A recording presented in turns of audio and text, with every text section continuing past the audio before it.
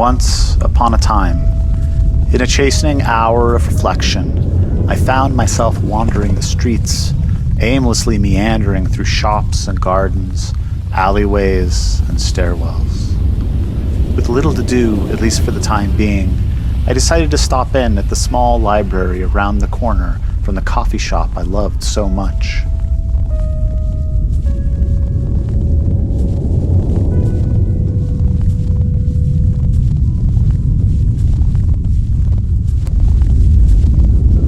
The wafting scents of sweet cakes and bitter crushed beans filled my nose as I passed by, and my heart raced for a moment, if only with the memory of numerous repasts. I shoved open the heavy door at the library entrance, casting to life the lazy dust that had found its home just inside the turnstiles, lifelessly counting up some number of visitors that perhaps was celebrated at some point in the distant past.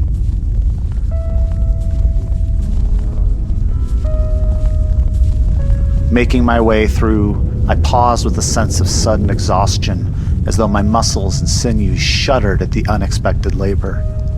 Somehow that door seemed much lighter when I was younger, yet no doubt it was the same door. I walked through the library rows past hushed conversation and fierce, though misplaced, concentration, to the place that I had come before.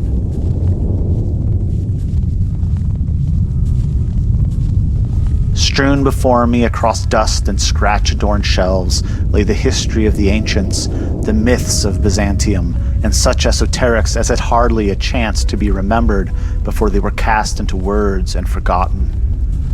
The shelves upon which the books sat waxed and heaved under what had once been a manageable heft, but that now in its old age had stressed them so that the bound grain had flexed and stretched beyond repair.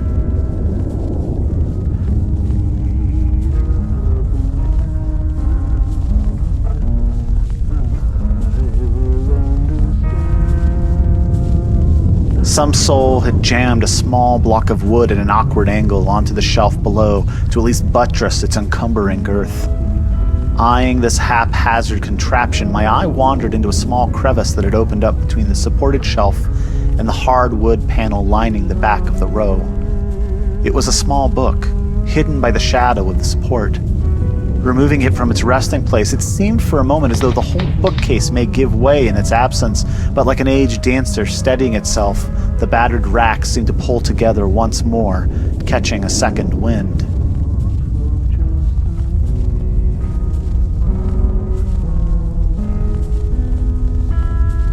I'd been here 100 times, but didn't recall seeing this book before, and the hardcover didn't seem to bear any marks of its title or origin.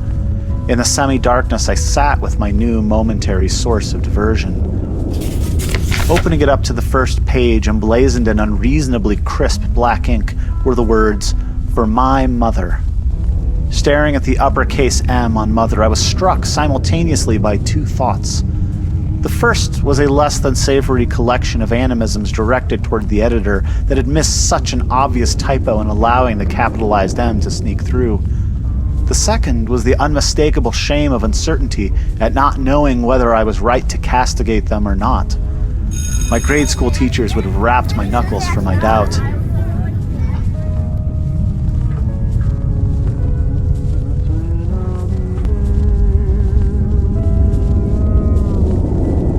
I oscillated between these polar emotions for a moment, then settled on the notion of my being right in the first instance, if only because my memory and grasp of language was at that moment failing me. In the midst of this unsettling, I was suddenly caught by the strangeness of my thinking. What did it matter? Who was going to police my innermost thoughts?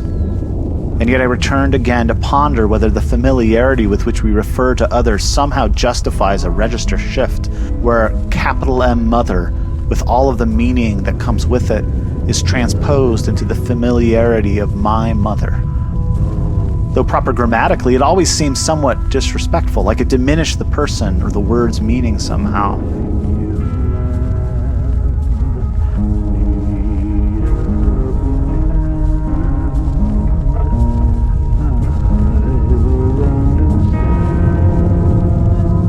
Now my thoughts turned on themselves again.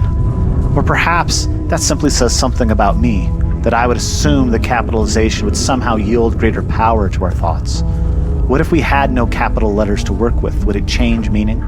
Or perhaps this author, like me, felt the need for additional gravitas as a show of respect.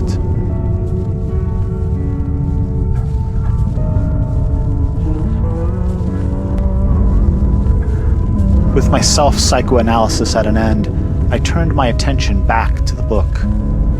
It appeared that the title and table of contents pages had long ago been torn from the binding, and rampant graffiti riddled the first few pages, making the text impenetrable. Flipping randomly to the center of the book, the palimpsest receded, and I could make out what appeared to be a story, constructed through a disorganized jumble of printed text, handwritten scribblings in the page margins, and entire words scratched out, redacted beyond recognition.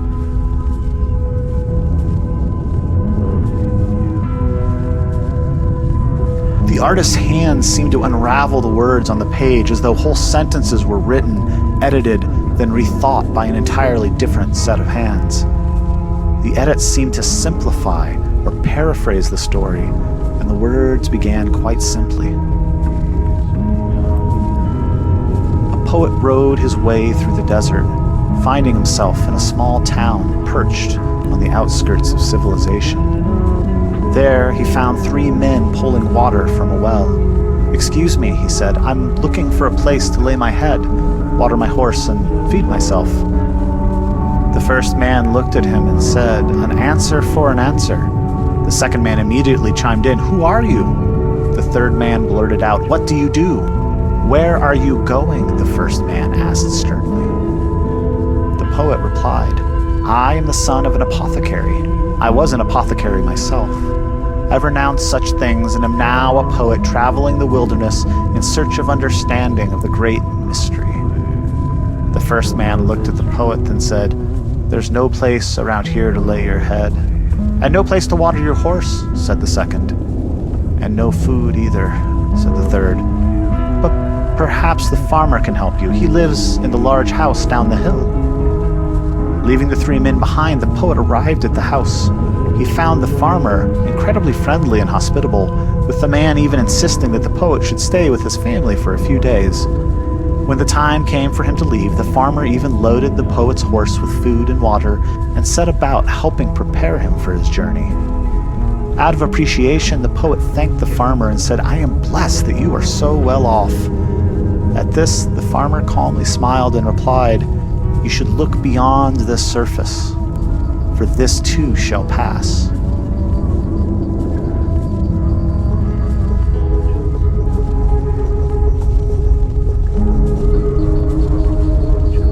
This too shall pass. The words whirled around in my head, a cacophonous echo that quickly resolved into a memory. That's what she always said to me. When I was troubled, when I was struggling, this too shall pass. Like the farmer, it felt like my mother was preparing me and sending me on my way into the world as best she could. Hearing it now, I wonder if she read this story, this book. Is this where she got it? And if she were here, I could ask her, but looking down at the page again, frantic hands had written an arrow directing me to the next page. The poet went into the desert for several years, meeting new people and yearning for understanding of the great mystery. He visited the holy city, the great architects of the West, and even the lowlands of the East. His journeys bestowed upon him new titles and blessings, but on a return journey, he found himself in that same small town, perched on the outskirts of civilization. With the memory of the hospitable farmer in his mind, the poet returned to the house, but where it stood was now a swamp. "Where is the farmer?" the poet asked villagers along the road. "The farmer now lives far away, working in his new master's house," the villagers said. They offered directions, and the poet rode to the distant home where he found the farmer, now aged a great deal and wrapped in rags. "What happened to you?" the poet asked. "A great flood came and washed away everything I owned, even taking my family," the farmer replied. In spite of his circumstances, the farmer remained the same man that the poet had remembered from years past. He took care of the poet with what meager supplies he had, and when it was time for him to leave, the farmer even packed food and water for him. I'm so sorry for what has happened to you. I am hopeful that the Lord's plan will become apparent, the poet said. Ah, the farmer flashed the same smile as before, but you must remember that this too shall pass.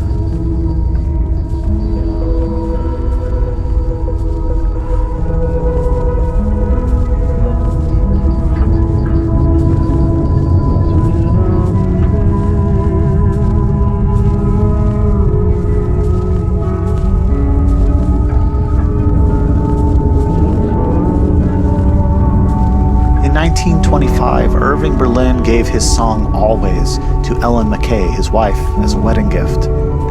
Like the echoing of some distant voice singing, not for just an hour, not for just a day, not for just a year, but always. I wonder what is left of Berlin in those words.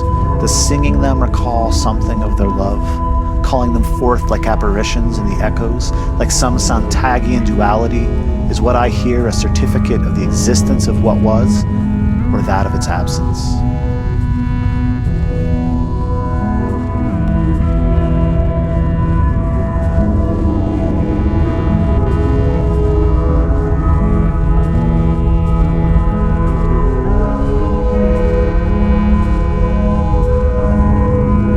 The poet's travels took him out into the world once more, but his thoughts often returned to the farmer.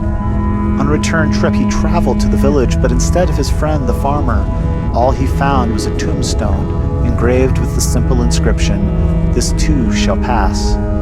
There was no calming smile to meet the poet, but he thought to himself, in the life we live, it seems that death is a finality that cannot pass.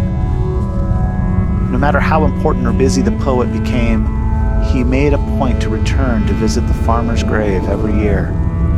After several visits, he came to find that a massive flood had come through, taking the grave and tombstone with it. At that moment, like a revelation, the words came back to him once more, "This too shall pass."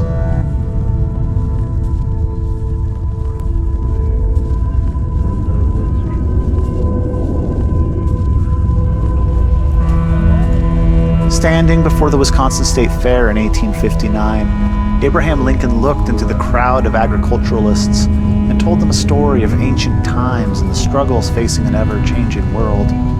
He reached out to them and said, "And this too shall pass away." How much it expresses, how chastening in the hour of pride, how consoling in the depths of affliction. And this too shall pass away. And yet, let us hope it is not quite true. Let us hope, rather, that by the best cultivation of the physical world beneath and around us, and the intellectual and moral world within us, we shall secure an individual, social, and political prosperity and happiness whose course shall be onward and upward, and which, while the earth endures, shall not pass away.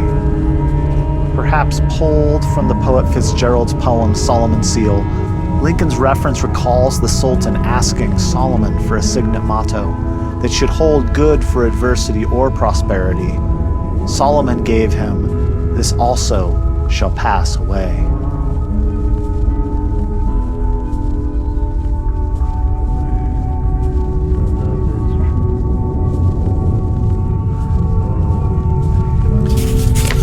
The next page in the book was pristine, as if no eyes had ever gazed upon it.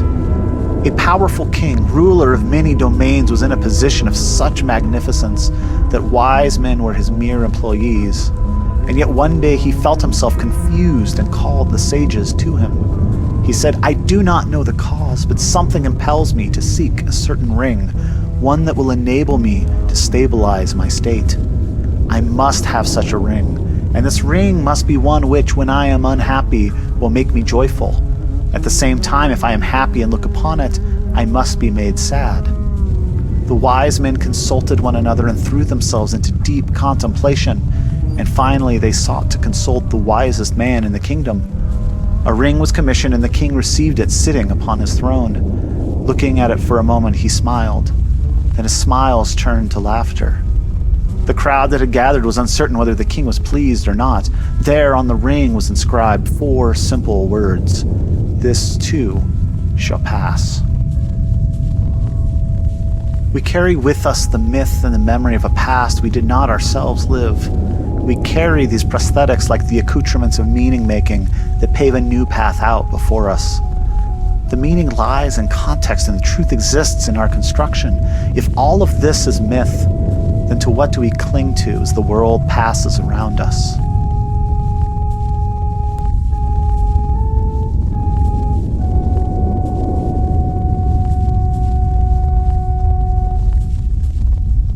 This was not the end for the poet. Inscribed in an ancient text, his fate was spelled out in legend and myth. Captured by a soldier of Genghis Khan, he was about to be sold for 1,000 dirhams, when the poet advised his captor to keep him, as doubtless a larger offer would yet be made. But when the second bidder said he would give a bag of horse fodder for the old man, the poet asserted that he was worth no more and had better be sold. The soldier, irritated at the loss of the first offer, immediately slew the poet. A noble tomb was erected over his grave, and the spot acquired a reputation for sanctity. Beneath the text was a name and dates.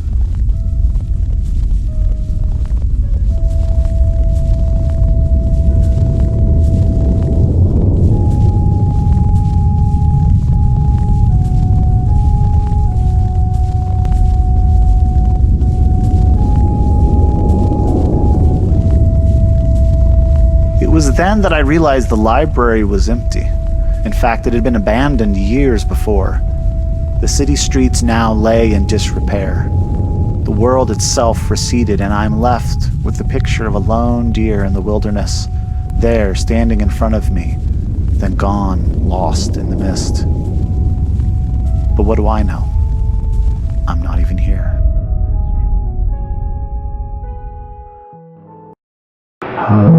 Loving you always, with a love that's true, always. When the thing you planned need a helping hand, I will understand. Always, always, days may not be fair. Always, that's when I'll be there.